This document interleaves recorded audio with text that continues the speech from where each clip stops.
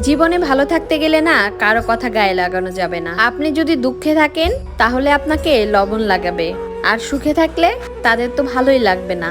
So hello everyone, আসসালামু আলাইকুম। এই ভিডিও ক্লিপসগুলো যদিও ছিল গতকালকের, মানে ঈদের দ্বিতীয় দিন, কিন্তু আমি ভিডিও এডিট করার সময় পাই নাই। মনটা এত বেশি খারাপ। আসলে আমি ঈদের 2-3 দিন আগে আমার বাচ্চার ঈদের কিছু ড্রেস আমি দিয়ে ভিডিও বানিয়েছিলাম, আর সেই ভিডিওতে অনেকেই কিন্তু নেগেটিভ কমেন্ট করেছিল। মানে 2-3টা ছিল এরকম। বছরে মাত্র 2টা ঈদ থাকে, এর মধ্যে কিন্তু আমরা রোজা ঈদে একটু বেশি কেনাকাটা করি, আর কুরবানির ঈদে কিন্তু সেভাবে করি না। তো এইবার ঈদে আমার বাচ্চাকে একটু বেশ কয়েকটা প্যান্ট, শার্ট, পাঞ্জাবি, জুতো এগুলো আসলে কিনে দেওয়া হয়েছিল। আর এই ভিডিও দেখে আসলে মানুষের চোখ লেগে গেছিল, যে কারণে আসলে আমার ছেলে ঈদের দিন একটা নতুন জামাও পরেনি। বাচ্চাটা বেশিরভাগ সময়ই ঘুমিয়ে থেকেছে। যদিও আমার বাচ্চাটা ঈদের 2 দিন আগের থেকে হঠাৎ করে অসুস্থ, আর ঈদের দিনটা অনেক বেশি অসুস্থ ছিল। আসলেই ছোট্ট একটা বাচ্চা এই যে কয়েকটা ড্রেস নিছে, এটাই নাকি তাদের অনেক কিছু লেগে গেছে। আসলেই আমরা যারা ছোট বড় সবাই আছি, তারা কিন্তু একটু ঈদে একটু শখ করে জিনিসপত্র কিনি, মানে জামা কাপড় কিনি। সারা বছর কিন্তু ওইভাবে সবকিছু কেনা হয় না, ঈদের মধ্যে আসলে যেভাবে কেনা হয়। আর এটাই নাকি অনেকজনের সহ্য হয়নি। আসলেই ছোট বাচ্চাদের ছবি, ছোট বাচ্চার যে জিনিসপত্র, এগুলো কিন্তু আসলে শেয়ার করতে হয় না সোশ্যাল মিডিয়ায়, কারণ সবার চোখ কিন্তু এক না।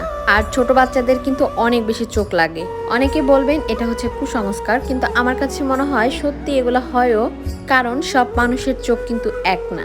যাই হোক, ছেলেটা অসুস্থ যেহেতু ঈদের দিন সেভাবে কোনো কিছু করে নাই, এর জন্য কিন্তু ঈদের দ্বিতীয় দিনে আমি ওকে নিয়ে একটু বাইরে এসেছিলাম, মানে বাবুল্যান্ডে এসেছিলাম। তো বাচ্চা কিন্তু এখানে এসেও কোনো রকম খেলাধুলা করে নাই। মনটা অনেক বেশি খারাপ। অসুস্থ থাকলে কিন্তু কিছুই করতে ইচ্ছা করে না, এটাই আসলে স্বাভাবিক। কি করার, এতগুলো টাকা দিয়ে আমরা টিকিট কাটলাম, আর আমার বাচ্চা কোনো একটা রাইডে উঠতেছে না। কত বাচ্চা কত সুন্দর খেলাধুলা করতেছে। আমি এর আগে বুঝছি, মানে আমার বাচ্চা যখন ছোট ছিল তখনও বুঝছি যে আসলে এগুলো শেয়ার করতে হয় না। আর আজকে তো মানে ঈদের 2 দিন আগে যে কাজটা করছিলাম, আমি আজকে আর ঈদের দিনও হাড়ে হাড়ে বুঝছি যে এটাই কারণ হতে পারে।